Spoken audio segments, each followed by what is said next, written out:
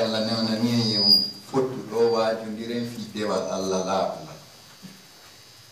bismillahi allazi fasafa wa adana wa la'ana al-mauna en fuɗɗorde inde Allah o wikkiɗo o condani o wudi fenade au nom d'Allah qui dénonce, condamne et maudit le mensonge. Allah te luya fe Allah fala ka fenande ta kane ko fenande bonna tasare qala sallallahu alaihi wasallam nela do maki la shay'a yasluhu fi ibadati al-mar'i illa yatala'am qawluhu wa amaluhu ho hayfus modata e dewal banu adama si tawi golle makko den hawrondirali kuude makko den hara ko woli ko moƴƴi kon ko ɗum kadi o huwata antal adilu an nunɗuɗono sayasudu kal fasikuna ma sidqika wa taqlubu fi nihayati Muhammad sallallahu alaihi wasallam maki wo an nunɗuɗo wo bonɓe ɓen ɓe añidete nunɗal magal kono a foloyay ka sakkitoro. Le prophète sallallahu alayhi wa sallam a dit il n'y a aucune vertu dans les actes d'une personne si ses paroles ne sont pas conformes aux actes qu'il pose. Toi, honnête, tu seras odieux chez les faux, mais tu vaincras finalement. Falmaunu mukhfidu qimatil mar'i ko fenande dey bonnata valeur teddungal banu adama wa yusayyiruhu muhtaqaran nden fenande watta mo yawitaɗo sawiji mo tawaɗo futtut men ha yandi ɗo mo yawitama wa man ɓuutam hutaɗo so tawi o ala ɗon fuɗɗete wowlede duɓena ko kaari haldiduɗa ko kaari yetotoɗa on ɗon gundo oyi o woni yawaɗo sihi mo tawaɗon o woni hutaɗo so tawi o ala ɗon. C'est le mensonge qui rabaisse la valeur du menteur et le transforme en une personne fustigée, incrédible. Benni konono mahama talal kazibu la yasulu illa kal utna wonon ko fenande juuti wonde hebata poisina yeru poa hottollo kel ata folata awata ka dingo finde banu adama tagge fango fo e nder sai on fo dumoda e fenango yimbe be ngara be andali ko a hombo ko do you can't fool all the people in one part of the time, but you can't fool all the people on all the time. Idawa injo finde jama on fo ender sa igoto kono awata injo finde jama on fo aduna on fo adoda ta ha dundo wala. La khairan wala sultata wala ma'rifata yuzahziul kazabu anil wadqi wal ma'ti. Wana jawdi goɗɗo wana laamu makko wana gandal makko dandatamo kanko fenowo wikkegol e hutegol wa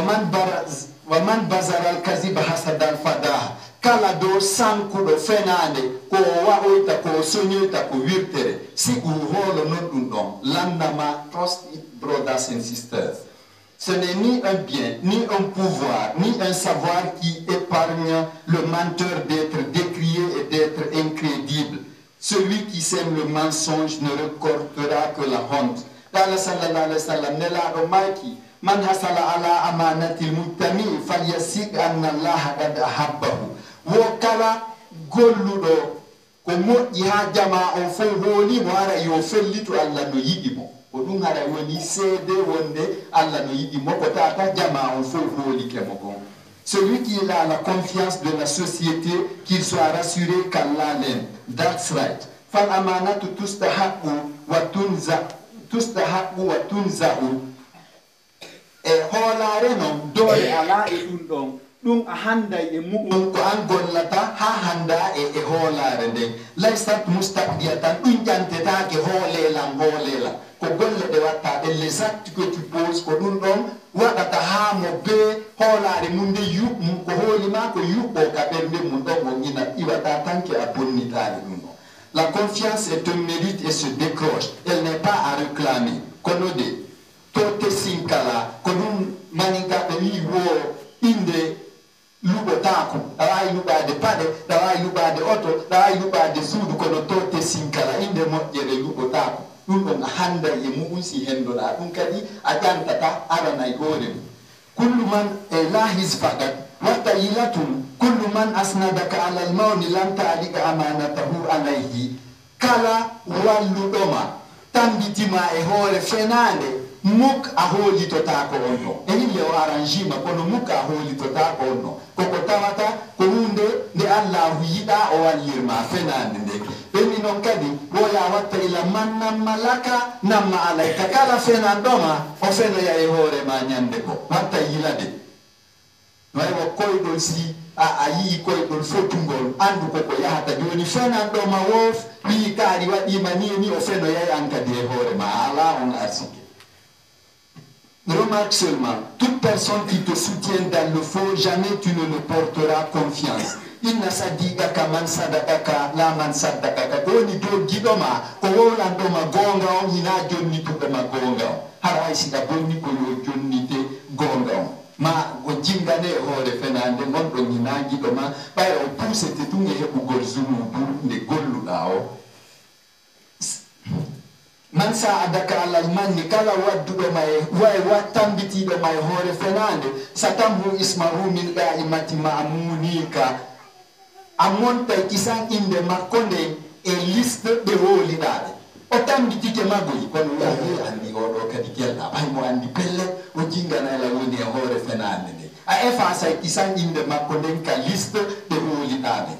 eyi ko ɗum ɗo andi nde wata goɗɗo yoɓo fenande Famujibun inhauni amakabani.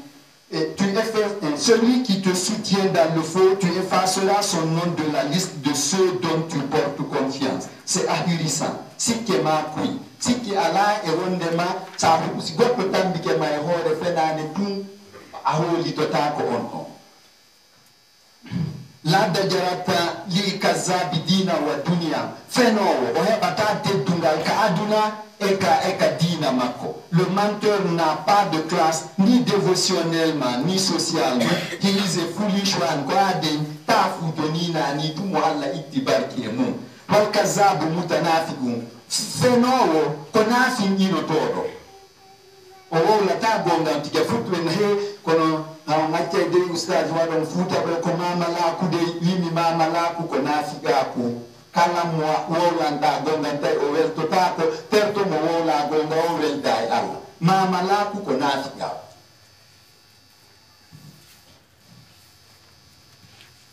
Le menteur est hypocrite, opportuniste, trompeur. Wal kazabu munkir wujudillahi. Wo de feno ko Allah considéri mo wo ko yeddudo wonde Allah no wodi wa muta iru kudrati haray mo yaliti bawgal Allah ngal wonde Allah ko woni wodi no waali o fena o jingana goddo go fiondo mari laamu ma no mari jawdi ma ko sabbujo makko o yejjiti Allah no dolni buri on don wa shahadati haray kadi mo yeddi Allah no sutti ko woni wadde ko fu ala kulli shay. Le menteur nie l'existence d'Allah et sous-estime sa puissance ou sous-estime sa puissance et son omniscience. Tunyali man shahida wujudallahi wa qudratahu la yakzibu wa la yatataffalu liyazlima. Kala fellitudo wonde Allah no wodi wonde Allah no wawi ko woni o fenata o mbatota ko fiyo tonu o ronka wolde gonga. Celui qui témoigne l'existence d'Allah et son omnipotence ne ment pas pour se faire plaire et porter tort sur son projet. Abako mi innay kala marɗo darja woni lanɗo woni gando woni marɗo jawdi yo watta yila gera woɓɓe go ko nusati yuna ko jokkuɓe haaju mum ɓe unete ɓe pursama e ko a yaltoyta ko waddatama e Allah ɓe wacce on andi ɓay koye gonga wole min noon ma bousla c'est elle qui va me tuer mi wolani ko hunde ko ayo ko accu ko waɗa mamalaku ko jaɓani ndaare tum ko fiyo Alaji Ibrahima Faisal Almami on ɗo fiyo heɓu darja o yetti Lansana Conté wo Allah darnanima e suudu ka aljanna refi Allah on ya koko Almami ɗo mi ndumuɗaɓe jiɓitike miɗo vraiment miɗo nangi kaare nene wiyanno noon do wata mi nangu goɗɗo ɓen ɗum ina fus he ittan mange ala bara bankhiti be aljanna kui na refia e hay Muhammad sallallahu alaihi wasallam nela e Jibril yeti kemo wonde ma Muhammad nyande dangal shofay hasika ina woni burna do tagge fu musika datata ko do febu gol odum heba sa ku maro ma heba tum kun taggete da fure mu yaltine da jone mu sumsa wodgo onto ala Jibril fi Allah faisal tippi yu gola Allah darna ni la sana konti sudu gade sina e yogo yaga vraiment no yurmi ko dum ni no menen do wiade no jangibe watane yilay amen parce que men unayo so nyebi jawdi tum men unayo so labi ke tum men unayo menen so wati jangi men unayo menen ko yo men yebu tum almani be Conakry be kendo ko 500,000 e ko to ministre di kakaraji de chef d'état wo menen ga almani o si famille ngam hasane unku 50,000 francs le sodi aljanna nashadu zura mon frère mais c'est du to fenane wan sawi kum bi rabbil alamin fotin dina ngi tonta ge fo Muhammad sallallahu alaihi wasallam ni wuri kam yi ma don fi no dum mi ala wuri wonde ko no tiji fi wala ta ko kono ange Muhammad do wata si ku do lawa ye ko non be te feti mirta marɓe goɗɗum ɓe marɓe laamu ɓe ko noon ɓe fewtinirta ɓe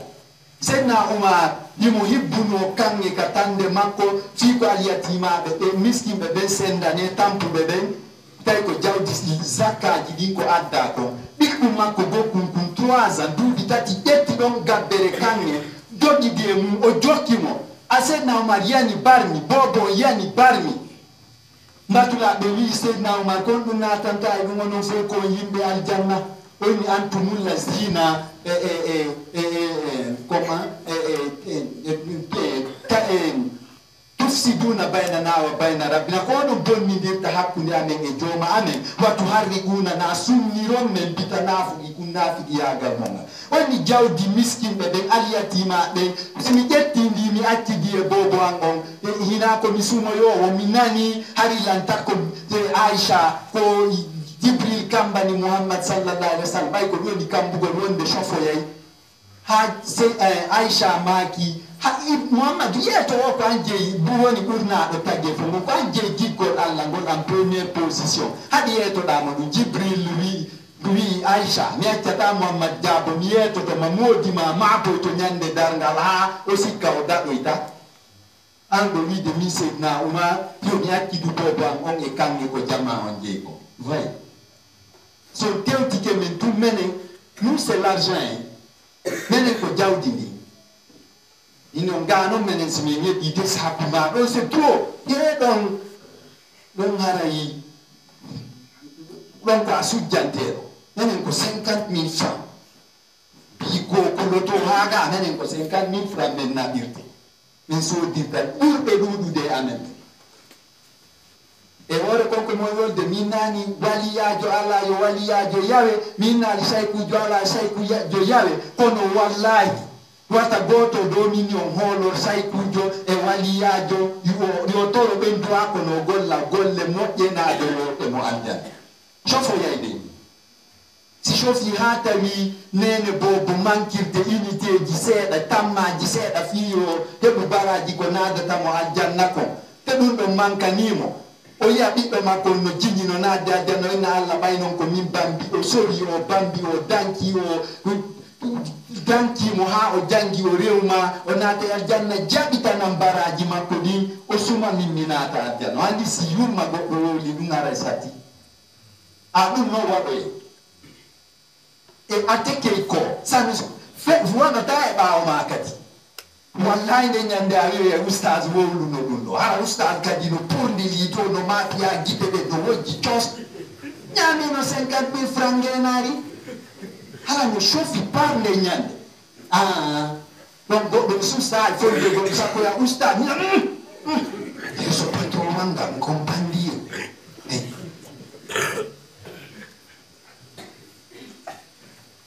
والكذب مسند كل المعصيات والأخطار ko fenande woni nyolu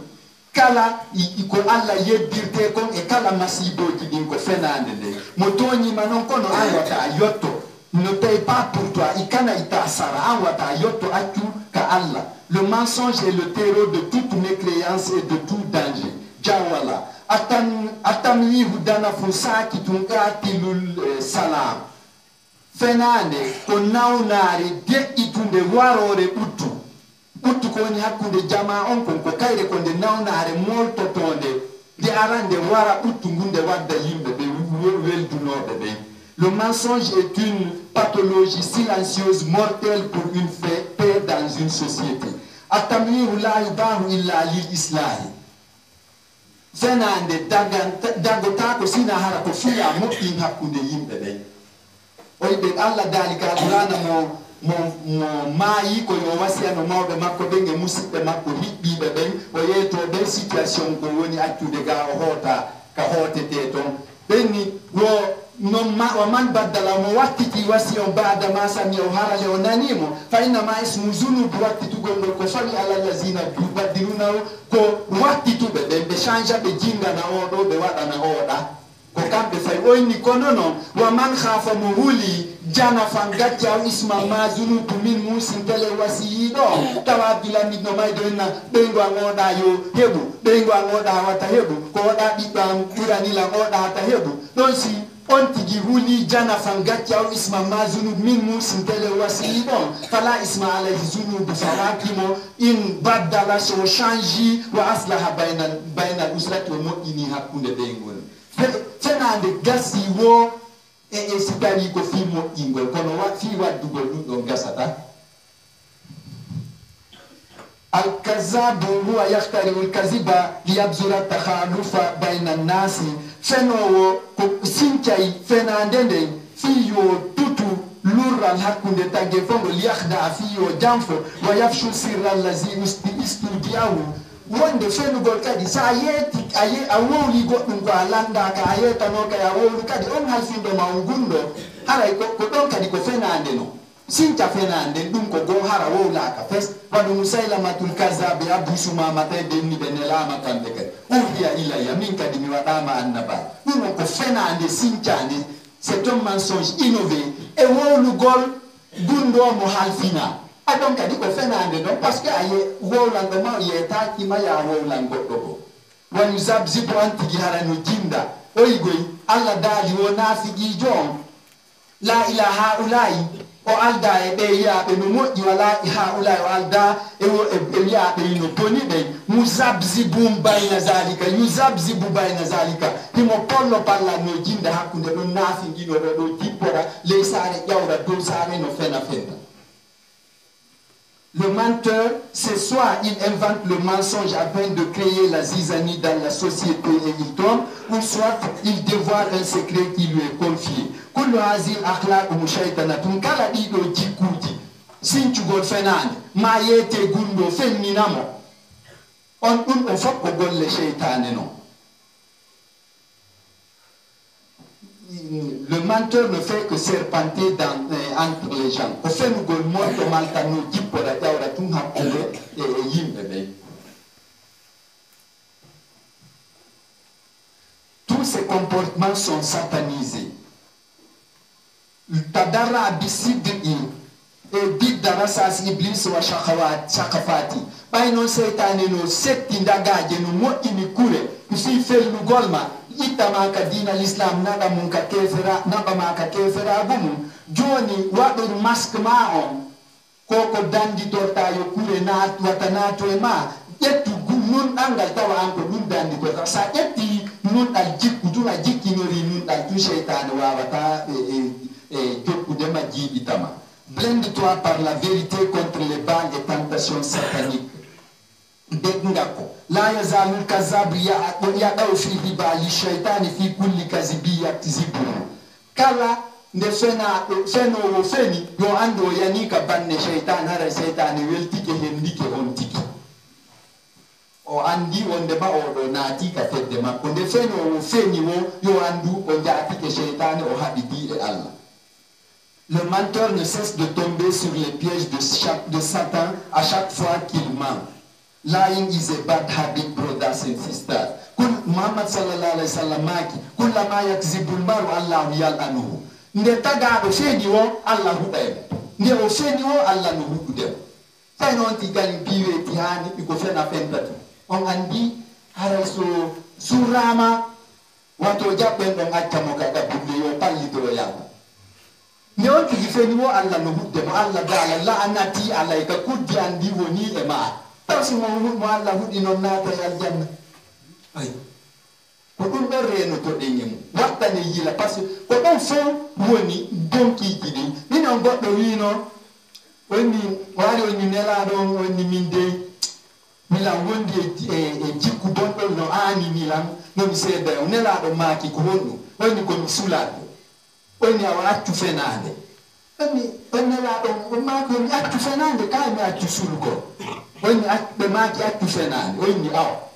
ɓenne maaki ko satta ma wata wolu fenade a teki sambere ok woni haɗo nandi si tawi ɗum hewti toɗo ka on tigi haɓɓoyta hoore nde non o ricca tawi hewti ɗon o nantodirtaki o fokkiti yaltugol tun ɓeygu makko wi ko honto fewɗon miɗo yadeniro yo ɗa bemmaye ay o tawi o fodine laaɗon mo fenata o yaaka ɓaawo hoggo yiltiti on ɓeyawi on arti on ni yimi artimi humpitike ɓe alato janngol kadi noon gueule de bois noon daasimo joni o soñjike o tampi o fokkiti kadi nden makko wi ko on to fewɗa ɗoni miɗo yawde uddugol ɗo yolde o yehi o uddi nden ɗon o yiltiti o fokkitoyi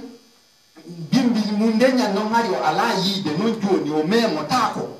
on an tuɓe yebɓe jalloɓe gara si ɗum ɗo mankino ɓuri bekkungol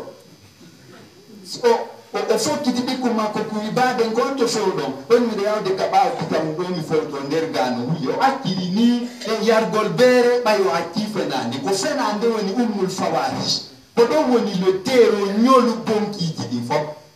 o tigi de don e feni tun en andi Allah huɗi on tigi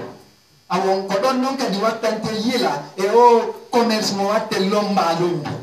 minal de wata ɗaɓɓan goɗɗo location suudu ma an o locataire do wata ɗaɓɓan jon oto on dey ma e donga ma an wata ɗaɓɓan goɗɗo tere sotteɗo kono wowlu hakkude ma e Allah on ko ɗon ɗum woni murande ko ɗon de ayɗa won tout rideau ɓe yidata muk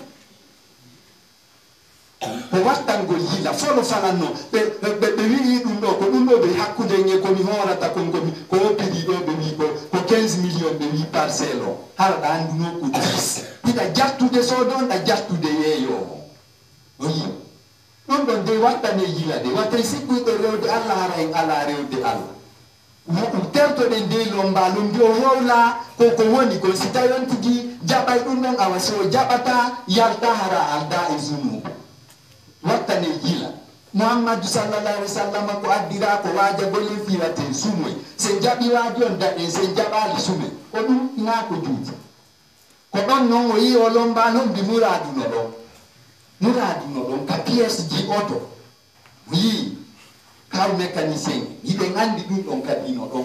ka memminoɗa o ko bannewal seytane wattane nde yila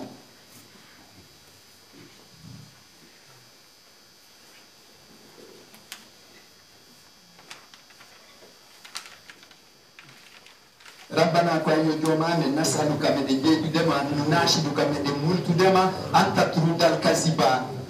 من أخلاقنا يا صورت فنانك جيكو جامن وتجعلنا وآمن صادقين قومون لتحبنا فيها يدوم ونفوز في الدارين من مال أدنى الآخرة بحرمتك يا رحمن يا رب العالمين.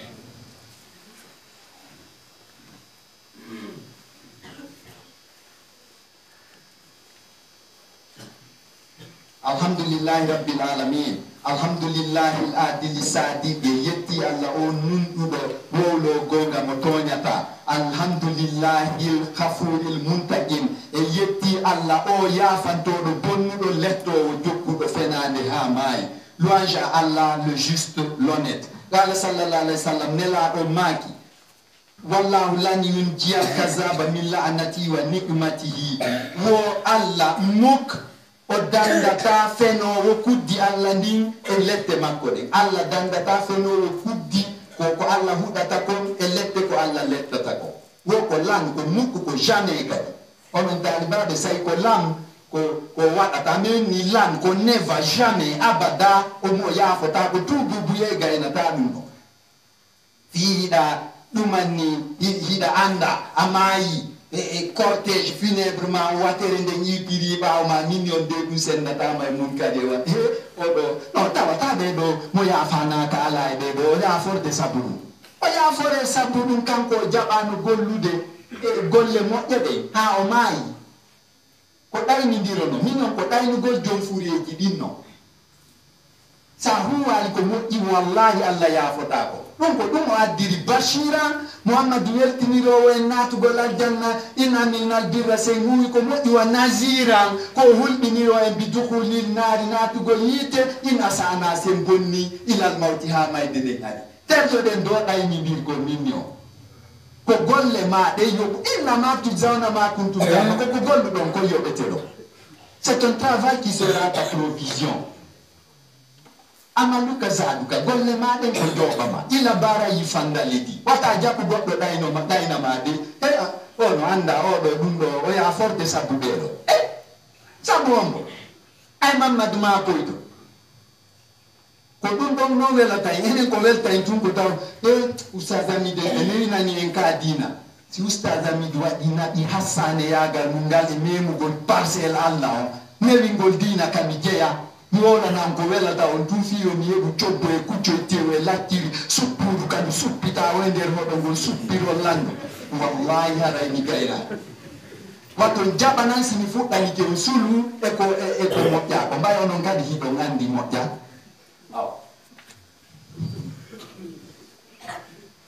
Allah n'épargnera jamais le menteur de sa malédiction et de ses châtiments. Le menteur est nuisible à la société. Tunya fo wolu gonga ko satti wolu gonga limaza ko fi hon Allah ya fota ko dandata fenowo kuddi e lette munde li anna ko bay fenowo fa imma mufsidum ma bayna nasi imma ko bonnowo hakkunde yimɓe ɓen khawani jam fotoɗo mufdi wirtowo goɗɗo yeto ma gundo wirta ɗum ɗon aray ka fenande maɗen fawi on ɗo wirtere ko a jam fotoɗo par ce que a hoolano wata a wowlu a wowli ma a toñi yimɓe a bonni hakkunde yimɓe ɓen ko waɗa ɗum ɗon fof ko zunubu ala ka daɗira. Pourquoi cela? C'est puisque le menteur crée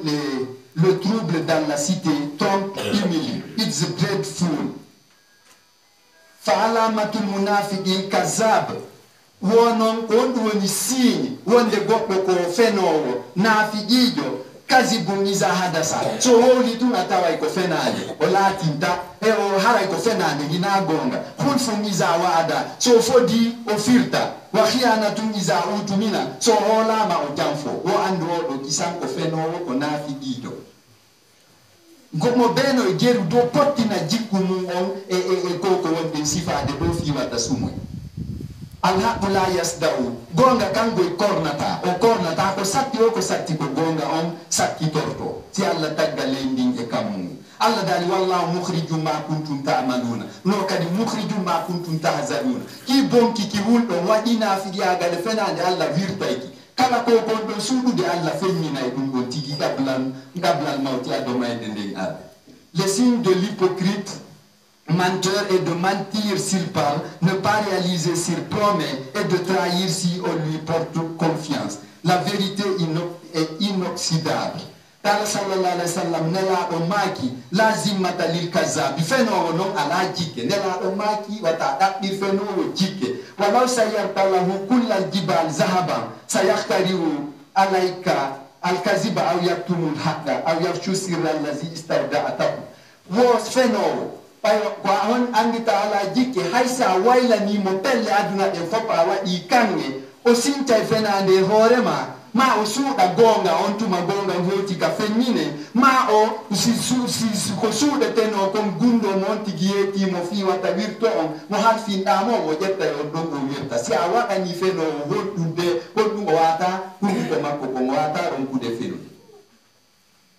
Le prophète sallallahu alayhi wa sallam a dit que le menteur est sans sentiment, que même si tu lui transformais toutes les montagnes en or, il inventera un mensonge sur toi ou divulguera le secret que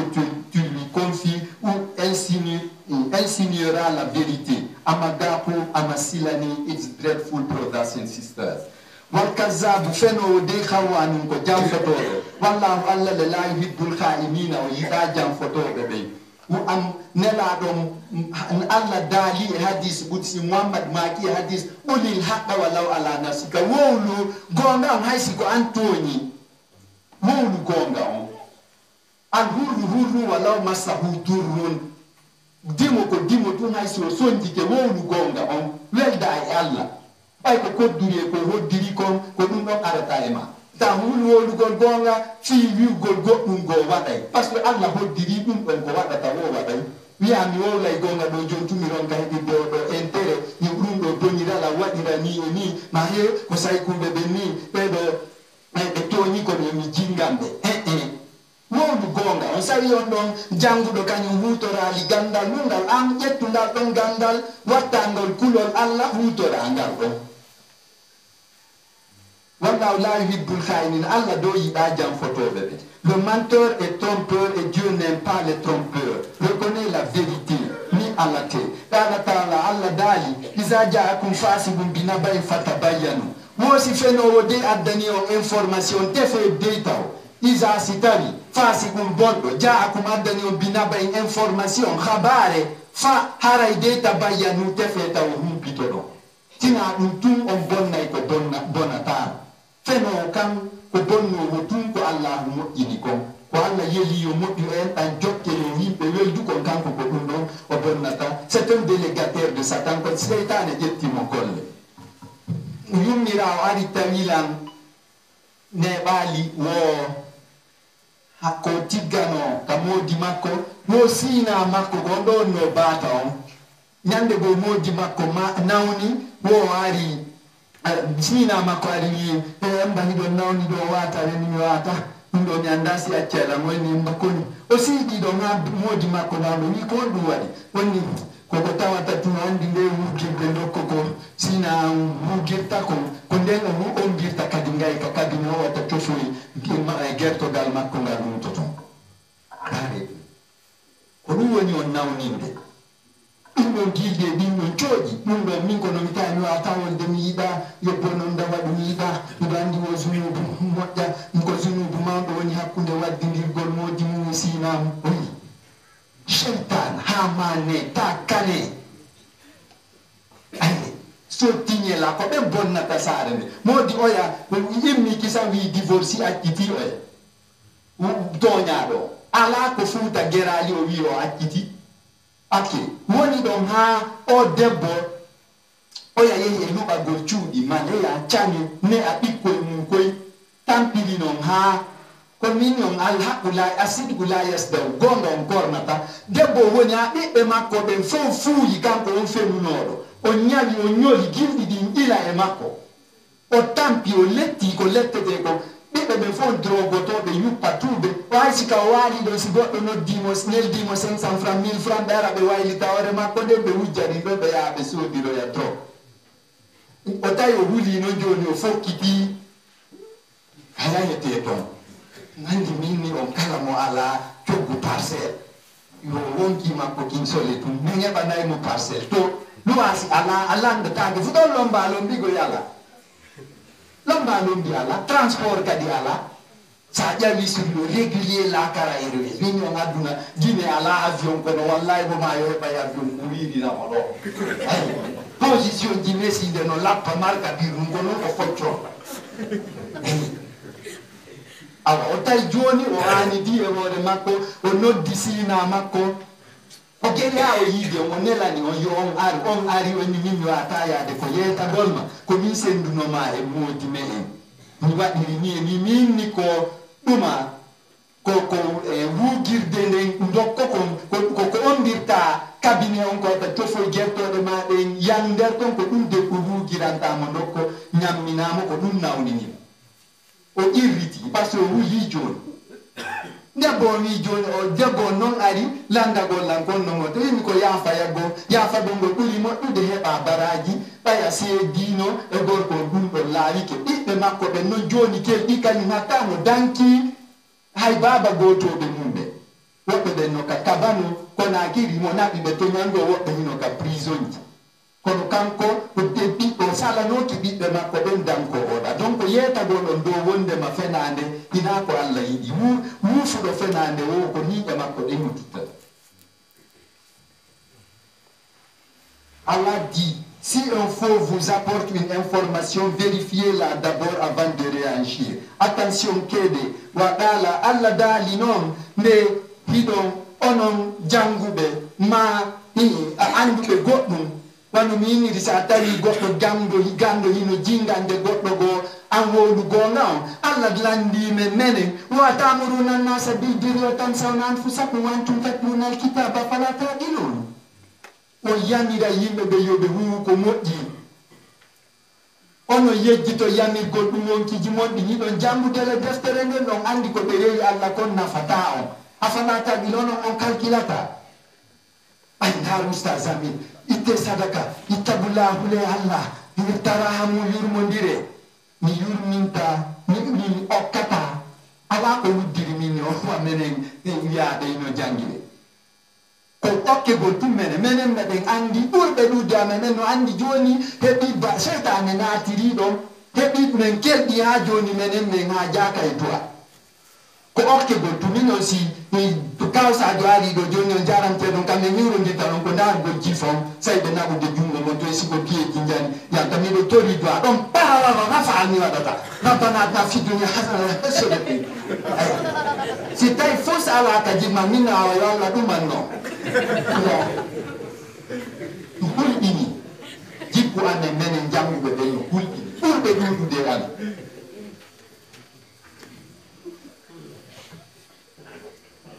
Recommandez-vous le vertu et vous laissez vos âmes dans les tiroirs des oubliettes et pourtant vous lisez le Coran. Al-Kazabu la yakhafullaha wa la lawmatan. Feno hulata Allah o hulata ko goɗɗo felata mo hulata Allah o hulata felo. Le menteur ne craint ni Allah ni les reproches. Wa bayna al-kazibi wa sidqi bawnun bahariyun. Ko yaajendu non baharu woni hakkunde fenande e gonga. Il y a une distance océanique entre le mensonge et la vérité. No doubt in it. Sike makui, sike taro. Wazitin raini, watan no yila, no helika, mo lincho hiba lisitigi teddinirte ɓay ko wowlowo gonga. Wa mufawa fil burdaini iba li fushihi. Eka mo bazenji mum broda, bogolanji mum broda, no tiɗi, no sita, no labina on ɗo wikkire fenande makko nde. Oɗa teddinire ɓe woɓay wowlay gonga kanko e lincho e makko ko. Oɗa mo bogolanji mo vestiji ɗi, woɗa ɓe no yandi. Koya watta yila gera teddinire ɗa gonga ma on hara hina yahugo na tawa jaka hari alda e Allah kañum garno sippino nangi soɓe. Un haillonné peut être vénéré par sa franchise et un nanti décrié par son mensonge. Et molo, oh my people, liyusfaka kalamu fiyo haala hoole yasaru an yuwafiqa bil amali koyo tawu haala wowluɗon no yaadi e golle makko ɗen. Nani non tum itte sadaka moƴƴintini hakkunde yimɓe ɓen yurmodire waɗire ni e mita min mi waɗata ɗum ɗo ɗum hana haray Allah holle kisa wonde manmi wonda e makko fof hutolan yawola ɓenni wo kanŋe naadete ka wolongere kanŋe on o wonay toon ha wolongere nden ɗano yaltina kanŋe ta ko kanŋe tum fi ndele mbiwoy aduna wata geru yiɗum wata ɗum poussé yeyugol dinna makam aya gandi kala fenuɗo haray nafi moƴƴingol hakkude yimɓe yo andu o Allah no huɗudemo e mo kalamu mo woli o haala mo woli o haray Allah hino huɗudemo gere wattane yila reno ɗe ɓaye wajama tun ɗo Allah nangitira se jaɓani. Pour qu'une parole soit crue, il faut qu'elle soit en concomitance avec l'acte. Ayyatu manfaatin fi qawlin bila amalin ko nafa hon ɗum woni e konngol hara kuuɗe ɗe yaada e konngol ngol mo ɓe no wawi wolde kono ko si a laatina. Quelle est l'importance d'une parole sans acte? Ahallallahu sidqa fil kalami mahallal melhi fi to'am. Wo Allah yetti gonga o plasi kander hala wano yetti di lantan o plansiri kander nyiri hala sika ala gonga ala ko kawade si nyiri ala lantan ala ko ndindo wade ko place lantan dan ka nyiri Allah yetti on plastiki plasiri gonga on kander hala kay gonga on kander hala si har ko hala tu gonga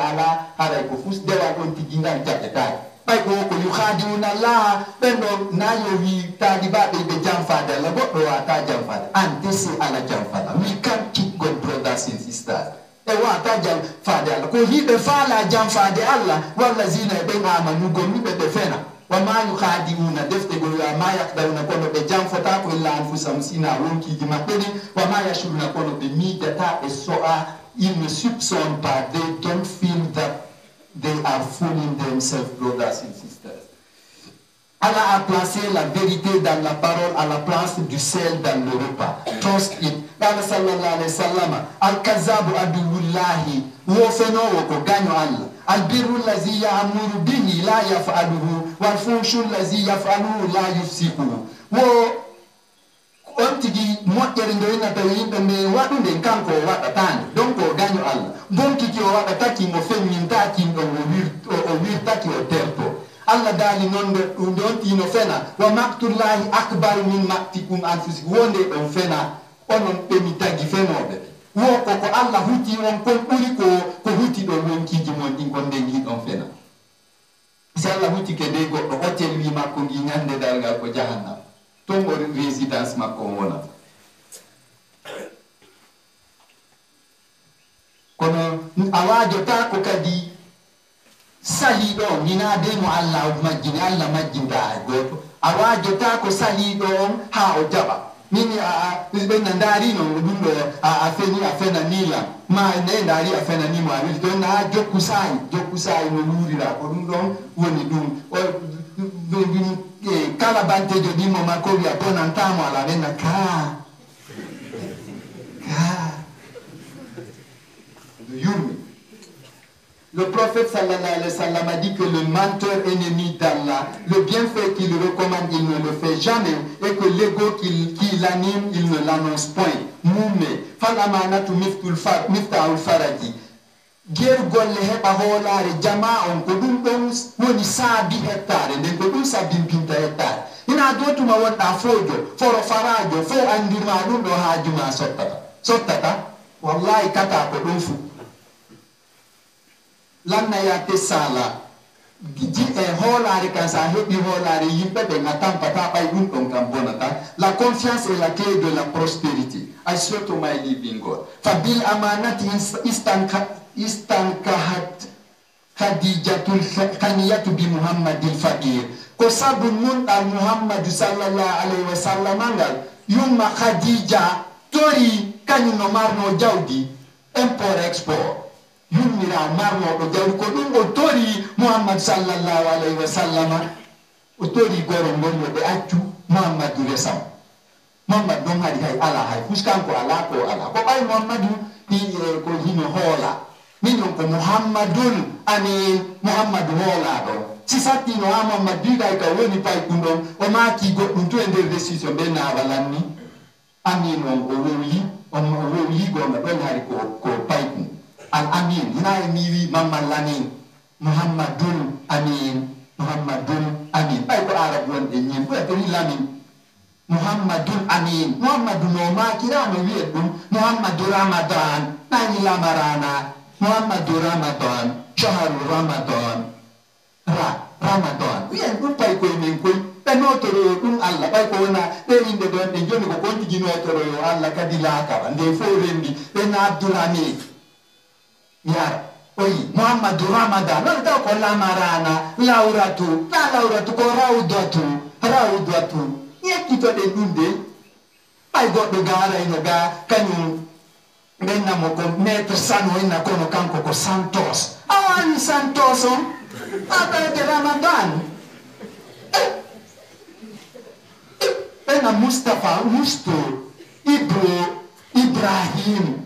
fiyo heɓi jikku mo Seydina Ibrahima ko Ibro a wani de Ibro a wani de Musto a wani de Lazé sanu nde mawɗore ɗo ya a wawi widemo Santos atti ɗon sanu Mouhamadou Sanu on atti wawaygo Ramadan inno ɓiɓɓe maɓe sa innoɓe nde winde Ramadan rawdatu fi Allah Mouhamadou Ramadan ko sumaye shahru Ramadan allazi unzila fihi alquran lewru sumaye Ramadan lama alato ko Ramadan rawdatu fi Allah change jikku on ɗum ɗo ɓay koye julde fi Allah. C'est par la confiance que Khadija, la nanti, a cherché à épouser Muhammad sallallahu alayhi wa sallam trop démuni. Ikhwani kono musidɓe falnata khalla bisidki ƴetten jikku men on tawa ko gonga jikkinoren gonga li yuhibbuna Allah fi Allahu yiɗi en li yuhibbana Allah fi Allah yiɗi wa nas'ada fi darayni madde en adna e laaka. Chers frères et sœurs, ayons la vérité comme comportement afin qu'Allah nous aime et qu'on soit heureux lorsqu'on sera dans le monde des non-vivants. Al-Kazabul Mutanafigu, sayasfi fi darakil asfali minannar. Muhammad Goma qui fait Allah dali feno, nafin ino feno, moko ka fi darakil asfali minannari, koka laral ungal joltu de yite o hippoite. Eya fo harayno doga kanko ko daali waɗa himo lengin daali ene Allah taw si daali si ko gonga men ha ko ɗuwaɗi mi anda si ɗe woni e woko ka fet hay si ko doga e Allah dango ina wo ka feto ley o on tigi luttoyɗa fenowo tentoɗen fenade jokkuɓe ɓen. L'hypocrite résidera sous la nappe la plus basse de l'enfer, Amasilani Amaga.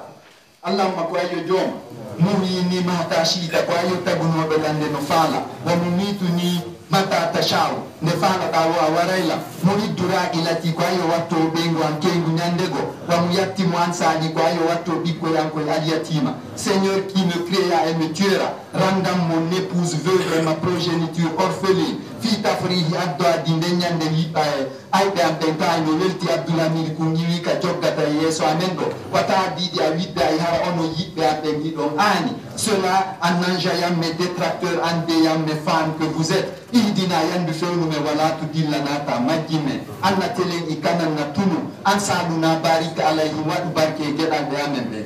Please bless our progenies. Falyakun baladuna makarra salami wa Allah tabinti butu kaledi men. Que notre pays soit un peuple de paix. Hukka muna lambe amen ben asni dun tambo de limbisa di khini anafi obe gollan men Guinée. Soutiens nos gouvernants pour booster notre chère Guinée. Asla funa fatani be men fafo anun najibun fi jannat mi jeji ma yafo be men tawla de ka alternate. Forgive our ancestors. Tal ansabiza sawena tuma men soro ikale pri de men plafoni di fidete men ala dole men mota ta kara yandi subanna rafata kala na yandi yuppu yurmende ma ndeng amen ara lettali men. Lorsqu'on sera plaqué sous les planches de nos tombes, dresse de ta miséricorde sur nous. Ba'dal hisabi awkhilna jannataka tuma nyawore de lanni otako ka aljanna mana tatane kiti tambi Allah don ila altinaro bi hurmatika ya arhamar ya rabbal